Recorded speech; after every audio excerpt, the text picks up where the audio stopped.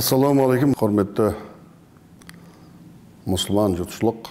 Бүгінгі тақырып сана жабық па, есік жабық па деген тақырыпты қозғамақшымыз. Адамның санасы жабық па, жоқ әлде отырған есік жабық па.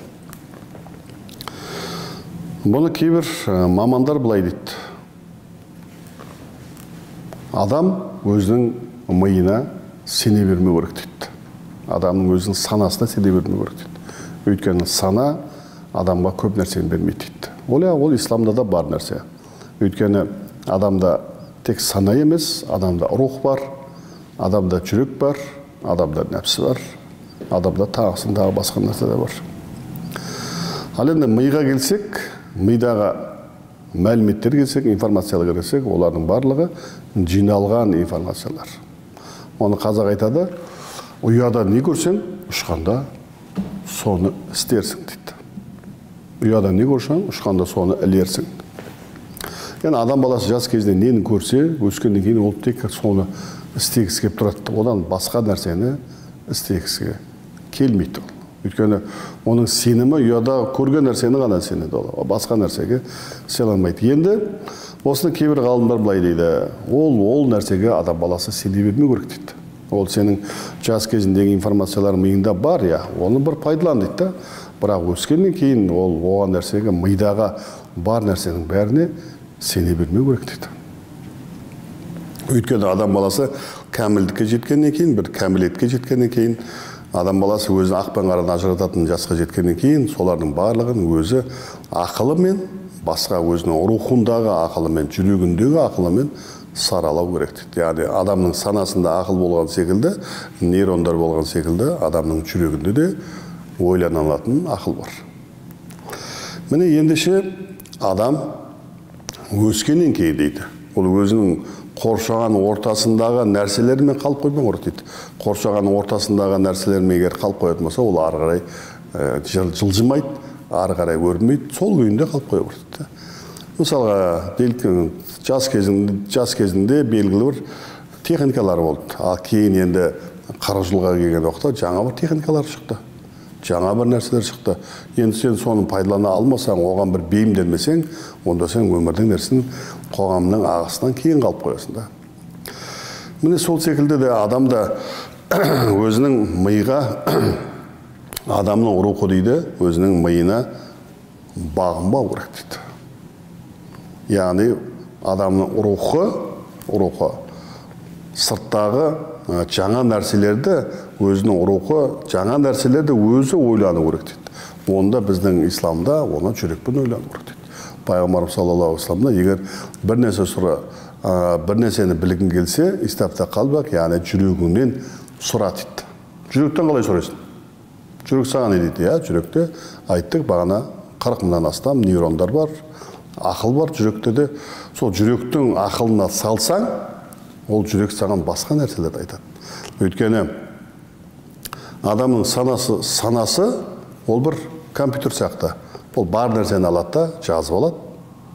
Сол саған, сен бір нәрсені сұрайтын болсаң, бір нәрсені, өмірдегі бір нәрсені бір көзқарас білдіретін болсаң, сенің миың өзіндегі бар информацияларды әкеп саған қояды, солмен салыстырып қана көрсете алады. Ал енді онымен салыстыратын болсаң, сен көп нәрсеге жете алмайсың. Сондықтан Алла Тағала Құранды жер бетіне түсірді. Сондықтан Алла Тағала мынау кімдердің сахабалардың уақытында, сахабаларда бар еді. Өзінің сол өскен ортасында қандай еді? Олар 365 әлгі анау Қағбаның айналасындағы пұттарға табынатын бір халық еді олар. Не кімдер? Арабтар, меккелік арабтар. Сол кездегі араб төбегіндегі арабтар сондай еді. Міне осы кезде Алла Тағала оған көктен, яғни лаух махфуздан Құран түсіру арқылы, пайғамбар жіберу арқылы оған ол меккеліктерге, арабтарға, адамзатқа жаңа бір нәрсені түсірді. Сонда олар меккелік мүшриктер, біз ата-бабаларымызда бұндай көрмедік. Ата-бабаларымыздан біз, яғни ұядағы көрген нәрселеріміздің барлығы осы пұттарға табынатындығын, біздің ұядағы көрмеген нәрсемізді біз қалай жасаймыз деп пайғамбарымызға сөйтіп қарсы шықты. Сонда пайғамбарымыз саллаллаху алейхи вассалам сендер өздерінің өскен орталарындағы нәрсені қарап тұрсыңдар, бірақ сендердің ақылдарың бар ғой, сендердің рухтарың бар ғой, солармен ойлап, өлшеп, бұл сырттан келген, Алладан келген осы бір уақиға, осы бір Құранға, осы бір исламға бағыныңдар, ойлап қараңдар, Құдай Тағала сендерге ақыл берді. Ол ақылды тек қана ол көрген нәрселермен емес, сырттағы басқа нәрселермен де салыстырып қарауларын керек деген уақытта олар оның көбісі қабылдай алмады. Салыстырып қабылдай алғандар мұсылман болды. Бірақ пайғамбарымыз саллаллаху алейхи вассалам оларға түсіндіріп айтты: сендердің көргендерің алғайда әлгі пұттарға табыну болатын болса, сендер айтасыңдар, біз ата-бабаларымыздың жолымен жүреміз дейсіңдер. Сендердің ата-бабаларың кім еді? Сендердің ата-бабаларың Hazreti Ибрахим еді. Сендердің ата-бабаларың Hazreti Исмаил еді. Бүгінгі сендерге көрсеткен, ұяда жүргенін көрсеткен, пұтты көрсеткен аталарының атасы Hazreti Ибрахим бір пайғамбар еді. Оны сендер де білесіңдер пайғамбар екенін. Мына пұтқа табынып жүргендердің олардың пайғамбар емес деген пайғамбарлардың бұл пұтқа табынған адамдардан қараған уақытта әлдеқайда фатанатты, парасатты болатынын сендер жақсы білесіңдер. Міне ендеше сендер бұл аталарының емес, аталарының ең үлкен атасы болған Hazreti Ибрахимнің сөзін тыңдаңдар. Hazreti Исмаилдің сөзін тыңдаңдар. Олар бір Алладан басқа Құдай жоқ деген еді деп, сөйтіп оларды қисынға, ақылға шақыртты.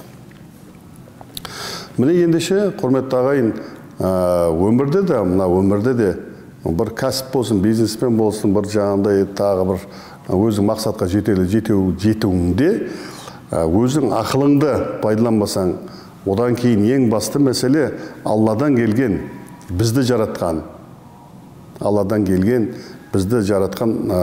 келген бір пәрменді біз сол пәрменнің көзімен қарамайтын болсақ, бұл өмірде көп нәрсеге біз жете алмаймыз, мақсатқа жете алмаймыз. Сонда сана жабыққа, ес жабыққа деген мысалды берейік. Мынандай бір мысал болады. Бір күні бір жас жігіттерді бір осындай бір үлкен бір бөлмеге кіргізеді. Сөйтіп оларға былай деп өтініш айтады: осы жерде сіздер бір 40 минуттей отырсаңыздар дейді. Біз тәжірибе жасап отырайық дейді да.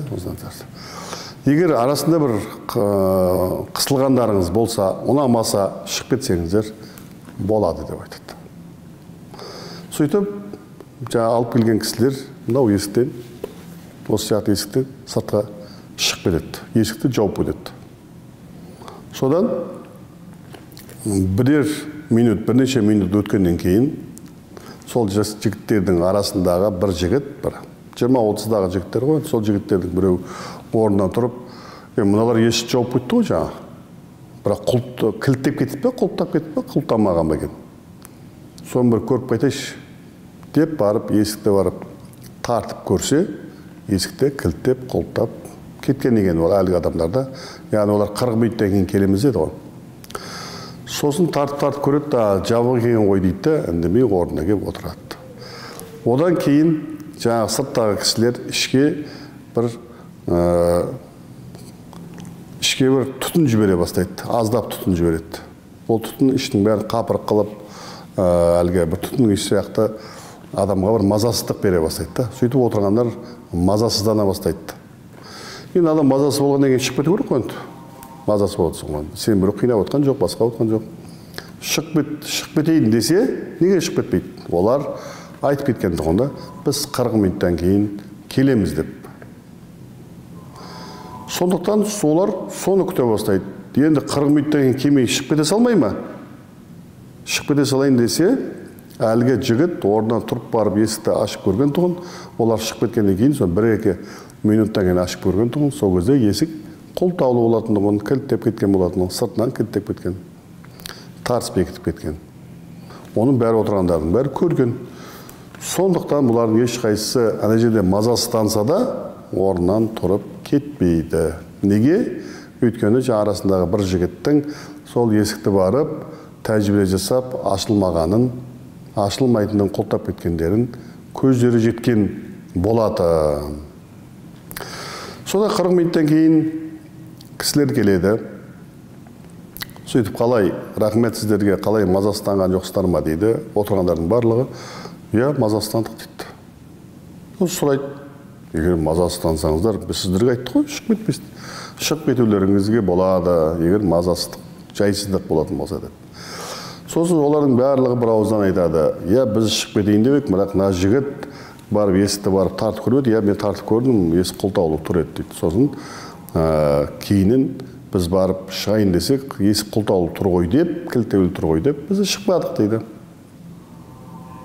Сол мазасыз күйде отыра береді дейді. Сонда жаңағы тәжірибе жасаушы кісілер оларға былай деп айтады. Біз, иә, сыртқа шығып кеткеннің кезде дәл сол уақытта есікті құлтап кеткеніміз рас. Бірақ 10 минуттан кейін біз есікті келіп, мүмкін бір мазасыз шыдай алмайтындар болса, жайсыз отыратындар болса, олар шығуларынан болады деп сіздерге айттық қой, жаңа сол айтқанымыз бойынша есікті 10 минуттан кейін ашып кеткеніміз дейді. Сонда бұлар қаншама мазасыз болып отырса да, есік ашық болып тұрса да, орындарынан шығып қозғалмағанда. Неге? Өйткені бұлардың әуел бастағы саналарында есік жабық деген, әлгі баланың тәжірибесі бойынша, есік жабық деген бұлардың бәріне бірдей бір пікір қалыптасқан еді. Бірақ өмірде мынандай нәрсе бар да. Сол 10 минуттан кейін ашылып кетті ғой, сонда есік ашылып тұрғаны, ашық тұрған. Сонда мына өмірде де ендеше сол секілді да. Өмірде де сол секілді. Бір адамдар бір нәрсені, бір тәжірибені жасайды, сөйтіп ол, мысалға, альпинистікші, әлгі Гималайдың басына шыққысы келеді, шығады, сөйтіп шықпай жарты жолдан қайтып кетеді. Сөйтіп жолдағы түсіп бара жатқан адамдардың бәріне, шығып бара жатқан альпинистердің бәріне, жоқ, шыға алмайды екенсіңдер. Ол жақ мұз болып кетіпті, анау болып кетпеген нәрсені айтып кетеді. Сонда не болды?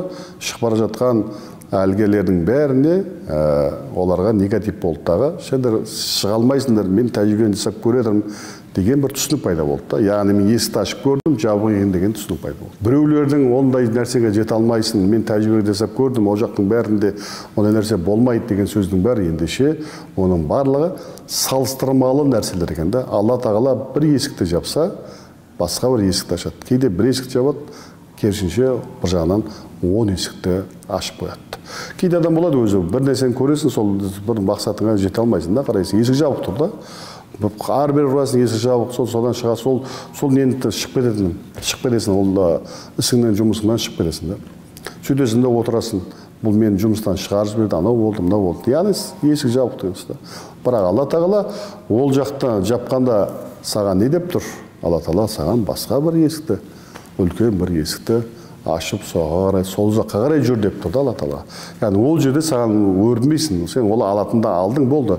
Яғни бір университет секілді, Нұр-Мубарак университет секілді 4 жыл оқыдың, ары қарай сосын магистр оқыдың, докторант оқыдың, болды. Ары қарай сен ары қарай кетуің керек та. Үлкен басқа университеттерге, басқа жоғары жақтарға, ары қарай тағы да ғылымға, басқаға кетуің керек деген сияқты. Сол секілді өмірде кейде бір жерден опық жеген болып шығарып жіберіледі, ол жақтың бәрі есіктердің бәрі жабық тұрады, бірақ басқа жақтың есігі ашық болады. Міне құрметті ағайын, ендеше адам өзінің миына және біреулердің жасаған тәжірибелеріне пәлендей сене бермей, өзінің бар мүмкіндіктерін жасау керек, Аллаға арқа сүйеу керек.